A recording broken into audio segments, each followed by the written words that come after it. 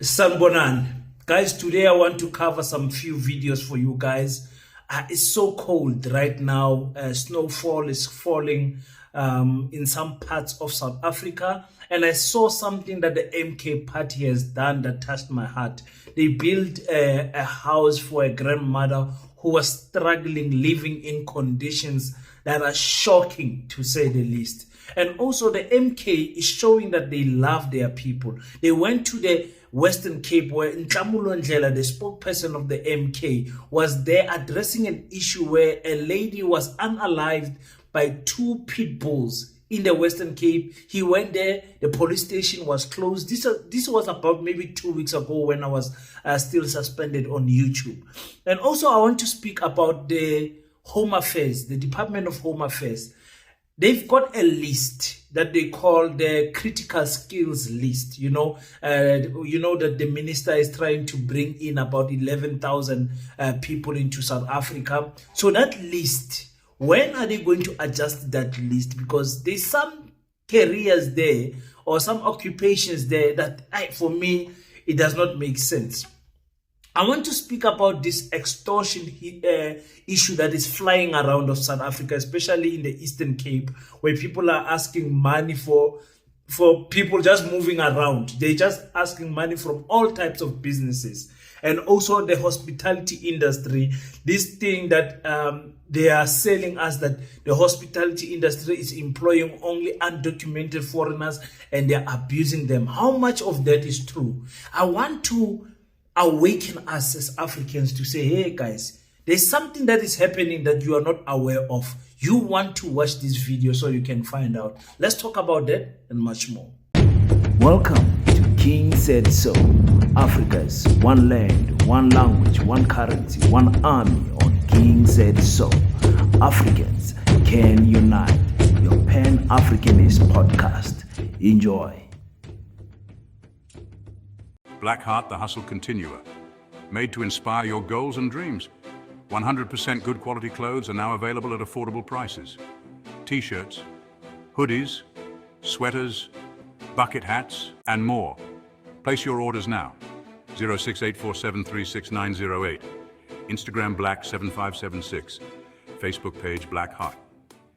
Peace in Pan-Africanism to all my African brothers and sisters from all around the world. Welcome back to King Said So. I'm your host, Kagiso Hlongwane Zinjiva Sono, and we're back at it again with another one. Guys, okay, let me start with the MK.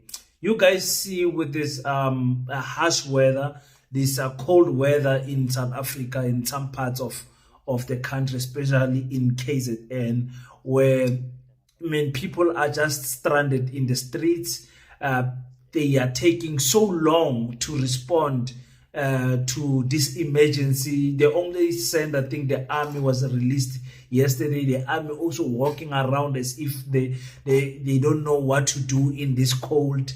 And two people has sadly passed away with hypothermia.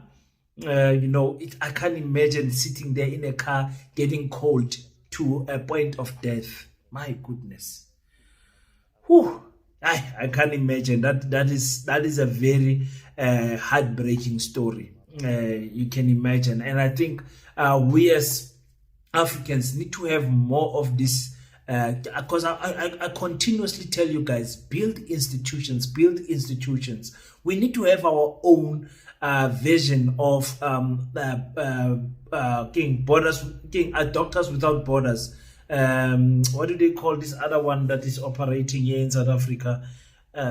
Meals on Wheels, all those type of things for emergency situations like this. We must not wait for government to go and rescue people, because government, they have to discuss it first, they have to talk. But if we're a small institution, we can go and help our people quickly and become that extra arm that the government does not have. Government has to check, okay, how many vehicles must we get, who must we get, what service provider, where's the trip quotation, MEC must sign this, Premier must sign that, all of those things. By that time, people are sitting in their cars freezing to death.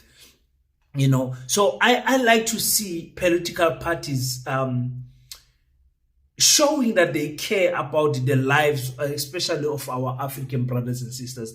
And Nhlamulo Ndlela has shown me that you guys know how much a high regard I put on Nhlamulo Ndlela. He's really doing well as a politician here in South Africa. He was in the Western Cape. This might be a late report, but I want you guys to watch this scenario and see what happened in the Western Cape. Good afternoon, South Africans. We are dealing with a very sensitive issue here, where last week a woman was mauled by 2 dogs. We know it to be pit bulls, even though the police, it seems, are hiding this information, because we're actually at the Kraaifontein police station where we wanted to inquire what the status of the case is. And we moved from there to come to the farm, and the farm is over there. We'll actually do a video. But now, this area called Santa Kraal, this is what they call a police station. Now, if you look at the population amount of people that are here, right now it's totally closed. It's not open.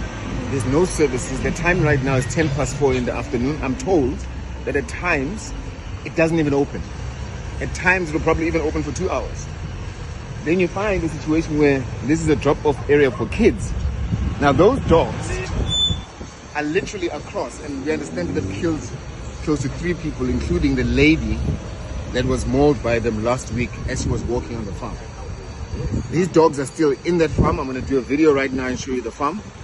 But I want South Africans to know that in the Western Cape, this is how our people are being treated by this government, and how the police don't care for our people.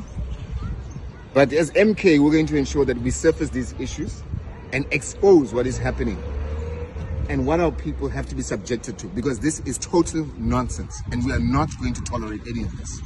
So that's why I'm making this video, and I want to show evidence that indeed here is this police station. This, if you want to call this a police station, and this is the only one for all these people here. So if there's ever an incident in this area, no one is going to actually have any support from the police. They'd actually have to either get on a taxi or make it all the way to Kraaifontein. So this is the first video. I'm actually also going to do another video right in front of the farm, so you actually get to see what it is that's happening there, and I'll give you more details. So this is a follow-up on the first video from the police station. So this is the farm behind you.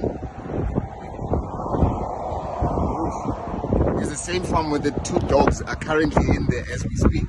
These 2 pit bulls, and we know it's pit bulls, are the same pit bulls that have killed now, from what we hear, 3 people. There's been 3 incidents. One instance, it actually even ripped the skin off the person's skull. And the police took that person to that police station that we went to, and they couldn't help. The same police station that is closed. These people, this farm, the person that was rescued, the lady that was killed last week, was mauled by those 2, just where those cows are on the left, as she was crossing here. And she died on the scene and totally dismembered by these dogs. But these dogs still continue to be here. When we asked this policeman at the police station as to why is it, and what is the kind of dogs, he didn't want to disclose what kind of dogs they were. But we've now confirmed it's pit bulls, and these individuals continue to harbor these pit bulls. The police are clearly protecting these people, and we're going to get to the bottom of this. As it is, we haven't even found the family members of this person who's deceased. We're still trying to locate their family since last week, Wednesday. And we're saying that we're going to surface this issue, we're going to bring all the attention, and I'm doing this video so that also Africans are aware of what's happening in the Western Cape and how our people are being dealt with. Right here, kids play over here. The same dogs 2 days ago, 3 days ago, were literally running over there just by the road, and the kids ran up to here. So before you know it, it's going to be one of the kids. They're going to be actually attacked by these dogs. So we need to stop them. This is the property of these owners, of this, where these dogs are harbored, and let's bring all the attention and expose what's happening. Thanks. Let me tell you something. In the Northern Cape and in the Western Cape, and maybe other provinces also, but let me speak about the Western Cape and the Northern Cape. Farmers are doing as they please here. Farmers have got too much power, especially in the smaller Nyana towns where the farmer is employing most of those people there. Everyone knows that if every second household works at the farm. You know what I'm trying to say? They do as they please. and you find that the DA that is being advertised as the best party to govern and to be in power, you have situation where police stations are closed in some instances for the whole day. The whole day.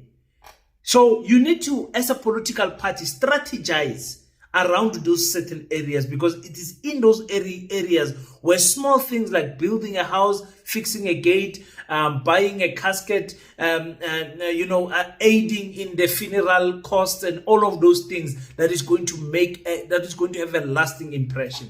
And these politicians, they know that. That's why they go there to say, listen, African people, colored people, we have your back. Somebody is hearing your cry. And I don't understand why political parties don't do this. I don't understand. It is snowing. And people in your village are struggling. Wear your EFF t-shirt. Wear your MK t-shirt. Go and help people. Take pictures and publicize it so that people can see, oh my goodness, the MK, the EFF, whatever party, the ANC, whatever party you are, cares about people, even in this time where people are sitting in their bed and wanting to keep warm. These people are thinking about other people, especially abantu abadala. Our grandmothers are sitting in homes where they don't have a child to send. You understand what I'm trying to say to you guys? For me, it baffles me that political parties in these stages, they don't think out of the box. I know it is difficult to move around and all of that, but in some instances, the people can make a plan. But anyway, we'll see. The EFF asked a question in the portfolio there where the Minister of Home Affairs was giving a presentation. In fact, his whole department was there giving a presentation and said, listen, what is going on with these skills, the special skills, what do they call them? Your critical skills, that list. When is that list going to be updated so that we can know what is actually a critical skill for us as South Africans? Because someone like a call center manager cannot be considered as a critical skill. Listen to the argument that was made. In the presentation, we were told that the critical skills list was last updated in 2014. And we know that there's been a backlog in terms of approval of some of these critical skills visas. Now, last time when I checked that critical skills visa, there were some skills there that were listed as critical skills. For example, like a call center manager. How can a call center manager be a critical skill in South Africa? It was listed there. So I want to understand, in terms of the people that have been granted or whose visas have been approved as a result of resolving this backlog that Home Affairs is speaking about, Honorable Minister, can we be provided a list of exactly what are these critical skills that have been approved? Because you are going to find that while giving people are saying critical skills, but you know, when some of us, we hear critical skills, we think, hey, high-level engineering, scientific skills, and so on and so on. We don't think somebody who's coming here for bricklaying and call center manager. So let's get the list of who exactly has been approved through this process, Honorable Minister, where you are dealing with the backlog. So I would like us to get that report to see exactly which of these skills have been approved by Home Affairs. Also, this digital nomad visa that you want to introduce, we know that it is mostly the tourism sector here in Cape Town that want that thing. When I came across this video on X, I was so interested to say, hey, Bafetu, Actually, that's very important to know just as a citizen of South Africa. What are the careers that are considered as critical? Upon my little research, I found that there is about 140 careers or occupations that are considered as critical in South Africa. Okay, let me try to put that list here. Bafethu, no man, Bafethu. No. You know, some things, they don't make sense. 140. It was 142, I think, in 2016. It was slightly adjusted in 2003. Guys, 140 careers are considered critical, mostly in the engineering, tech, and medical sector. Most of them are somewhere revolved there. I'll just put them here. Some a little bit there in the accounting industry, the financial industry. Some, mostly are just in the engineering, and like I said, the technological industry sector, and the medical sector. Mostly are there, but there is some that you see. I'm a call center manager. So you ask yourself, why is it? What is the DA trying to do here in terms of this list? How are they going to get those people from Israel here in the Western Cape? Because I hear there's rumors are going around that they have even promised them land there. They said, listen guys, when you guys come here, we're gonna have a special place for you guys here. You're gonna start from scratch. We're gonna build a smaller Nyana town. We're gonna take care of you here in South Africa. So when they come, they have to come from this list of special skill jobs or critical skills. And for me, I'm asking myself, why is it that our colleges and our varsities don't speak to this list? Because if this list is indeed critical, then our educational system should be directing our children towards the list. Or am I making sense? There shouldn't be a shortage in this list. And also, there's so many professional nurses and all of those things. We have nurses that are unemployed. Why is that a critical skill? Well, when there's people in that field or in that industry that are at home and unemployed. Do you guys understand what I'm trying to say? For me, it's crazy, man. When I saw the list, I was like, we as South Africans still have a long way to go. We have a really long way to go.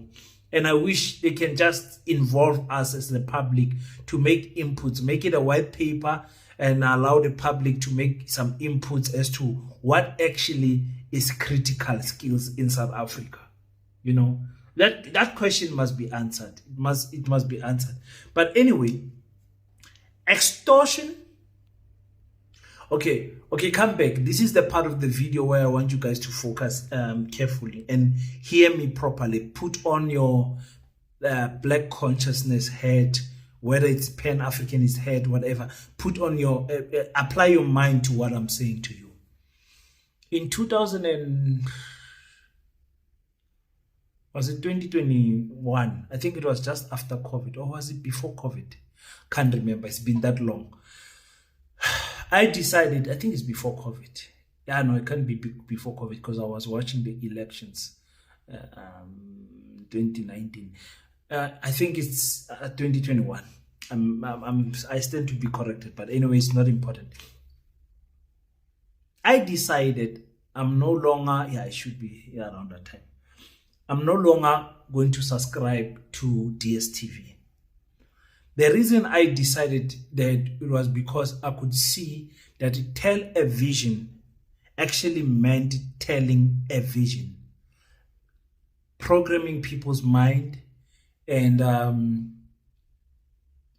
pushing a certain narrative so that people can view a particular person, a particular entity, a particular party, and demonize it.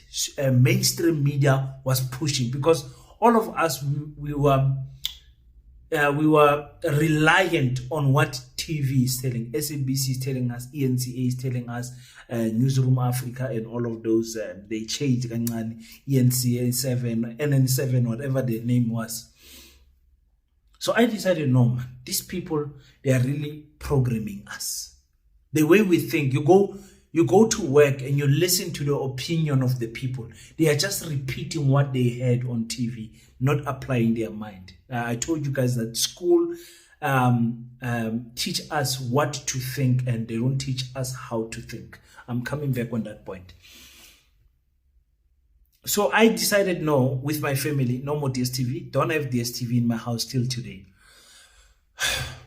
We are going to do what I call selective content watching. So you're going to watch the content that you want. You're not going to be bamboozled with advertisements and narratives that mainstream media. So if you want to watch something about the MK, you're going to search and watch something about the MK. If you want to watch Netflix, whatever it is that you want to watch, you are going to personally seek that information and dive into it. Whether you want to read a book, listen to an audio book, whatever, you listen. So YouTube was a to-go-to place for me and my family. You understand? Because of not having a TV. So we're going to focus on selective content. You know, even for children, you select the type of content that they can watch on their tablets, on their phone, because much of that is also having to do with programming. That's why our children, we are proud that our children can't speak their mother tongue, but they speak English so well. I'm coming to the point here. I'm coming to the point that I want to drive home here. In South Africa, we're having an issue that the issues that South Africans need to cover are put in the background, and some issues that are as serious but not urgent are put in the front. Okay, let me give you an example. The issue of land in South Africa is going to be an issue where even black people are going to say, man, leave these people, let them get the land. The system that they've programmed us with is such of a nature that we are now protecting the talks against apartheid. It's black people that are saying, don't talk about apartheid, stop making excuses. You understand? That's why I continuously repeat this, that black people will fight an undocumented African brother in a farm, but they won't, nothing will click in their mind, but oh my God, this farm actually is ours. This person who's on this farm, his ancestors stole this farm. They inherited this title deed that had blood on it. You don't hear us speaking anymore. And you heard parties like the EFF, parties like the MK talking about changing the constitution. The EFF is not talking about changing constitution. I don't know why. But the EFF talking about African unity, land, nationalization, all of those things. Are you aware that slowly but surely those topics are being phased out of mainstream media? And also even here on YouTube, actually. Certain narratives are blocked and certain narratives are allowed to flow. If we make content about broken African families, if we make content about comedy, if we make content about cars, cell phone, entertainment, all of those things, they get a lot of views and a lot of subscriptions. Look at the famous podcasters here in South Africa. Look at the famous podcasters in Africa. And look at the impact that they have on the community. You guys understand what I'm trying to say to you? Okay, I don't want to name people, but for the sake of the example, let me name my brother McG at Podcast and Chill. McG also wanted to try this independent candidate issue.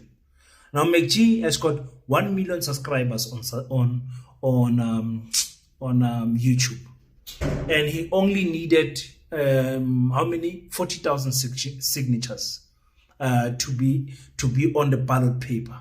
He could not get the 40,000 subscribers to sign that petition.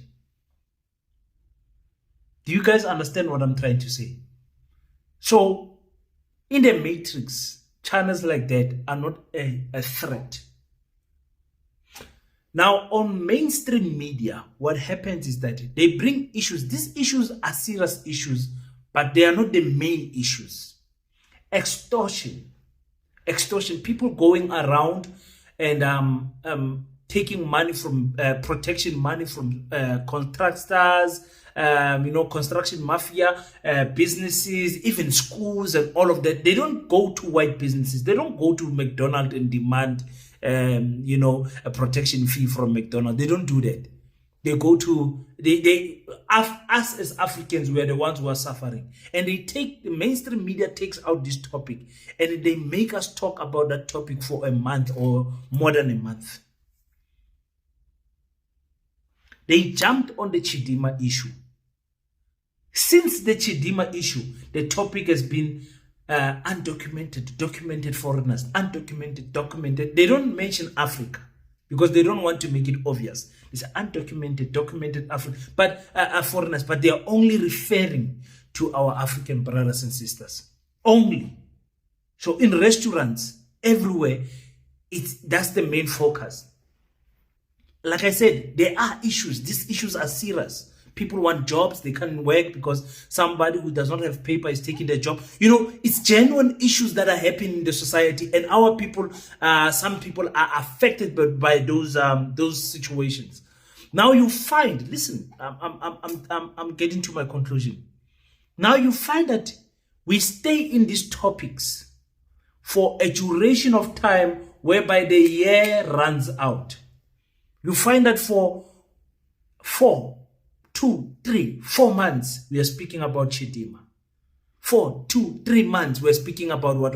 When you look at the other guys, the African people, they are busy building institutions in that time where we are arguing. Just now, you're going to hear, no, in Orania, they have built these beautiful new classrooms, high-tech classrooms. The African people in solidarity are planning to build a 3 billion university in Pretoria, in Tshwane, in Tshwane. They know they are doing this. The AfriForum no longer needs water and electricity from the municipality. In fact, they've been cut from the Tembelihle municipality. Then when you go and check what are black people doing, they're on Twitter, they are on YouTube, they are on TikTok complaining and talking. I'm not saying all of us, because some of us are trying to do something in the form of building a school and many other things. And I'm going to shift most of those conversation about Petta to a private space, because we are saying now too much online, and we are not necessarily doing the work on the ground. So yesterday we had a meeting at Petta. We had a meeting with what we call the advisory panel, fixing our paperwork, our company product image and everything, packaging it properly. And some things just clicked to me. That here on YouTube, I'm just going to mention, guys, we are building a school. If you want to be part of the school, here's the website, www.paceta.co.za. Here's the phone numbers. Contact us on WhatsApp, and here's the bank account. If you want to contribute to an African Black independent school with an Africanized curriculum, please send your donations there, and I'm going to leave it there. Ngiyangithola ukuthi ngithini?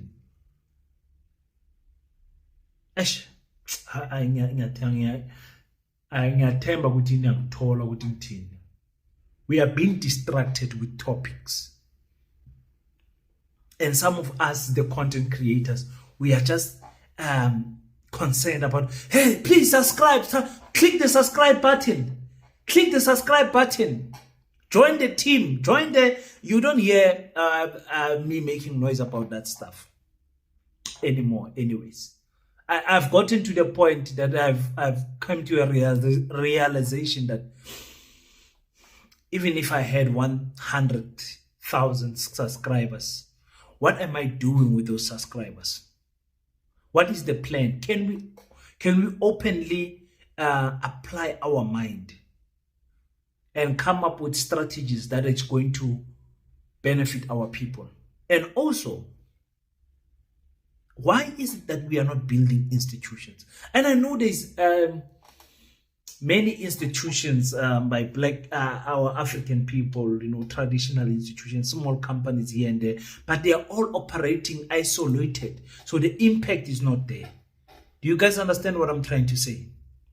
So in Petta, also we have a group that we call our strategic partners, which is institutions and individuals that are doing great things in their respected sectors or industries rather.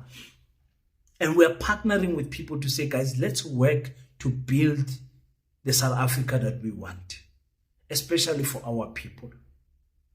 So every day when I'm making videos, because some of these days maybe we will not be here, you guys must be wise enough to see what mainstream media has got us in a loop. You must be, whether King is not here or whatever, and the other progressive YouTubers that are there.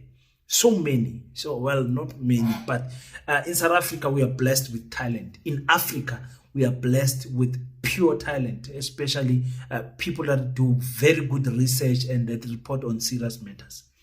Even if all of those people go, when can you sit at home and apply your mind honestly and say, here, something is happening? Can you do something with your family? Can there at least once a week where you guys speak about current affairs in your family and you're like, hey guys, do you see what is happening? Did you see the snow? Did you see, what do you think about this? What do you think about the educational sector, the Bella Bill? Ask your children. If they don't know, inform them. Need to make a special video about this. Bantu bethu siyalahleka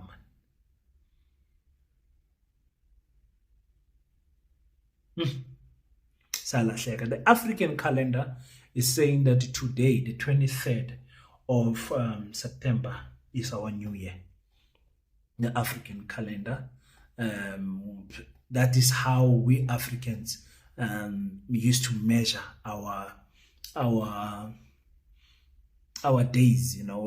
The African calendar started here in South Africa, in Zalo Yolanga, in Mpumalanga, and all the English name is the Adam calendar. I wanted to be there so much.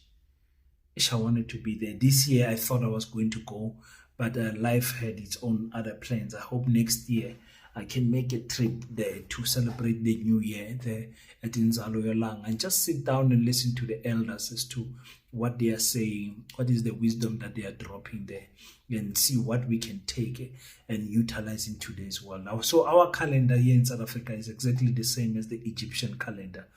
There is a calendar that is different, which is the Ethiopian calendar. I think it has 15 months. But there's other months that are very short, like less than 10 days type of short in Ethiopia. I think that's why Ethiopia is in a different year. If I'm not mistaken, they are somewhere in 2018 or something like that. They are not in 2024, Ethiopia. And I think they're the only country in Africa that is using their own calendar. So we need to Africanize things, man. Really, I wanted to give you guys some information about that, but one of these videos is becoming now too long. But let me come back to the Pan-African School of Economics, Technology and Agriculture. It's just a plea. It's just an ask for those who do have, because we said 10,000 people each donating 50 Rand. We had a calculation according to that.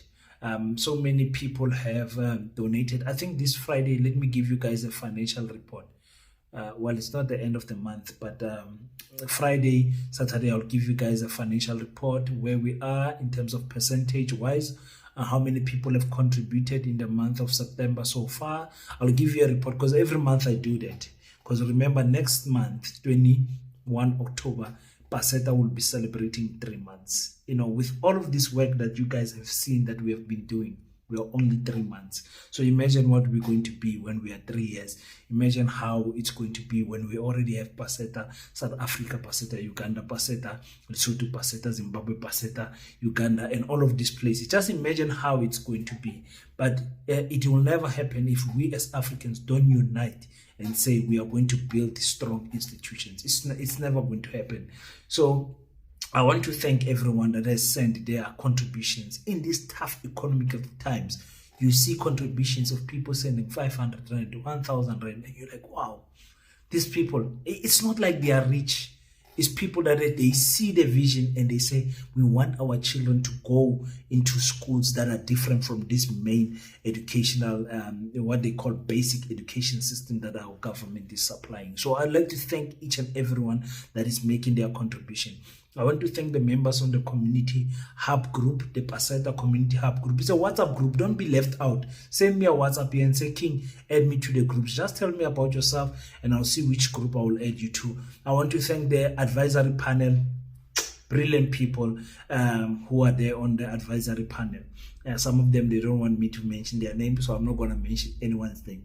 The guys on the strategic partners group, I'd like to thank them. And the guys in Namibia, in Namibia, we've got people from all around Africa, Kenya, Namibia, Angola, Uganda, everywhere. We've got people in Africa who are gravitating to this idea of building our own schools. So thank you so much to everyone that is part of the vision. Let's build the institutions that is going to outlive us Africans. We are not going to be here forever. Let's build institutions that is going to outlive us. Peace in Pan-Africanism. I salute you.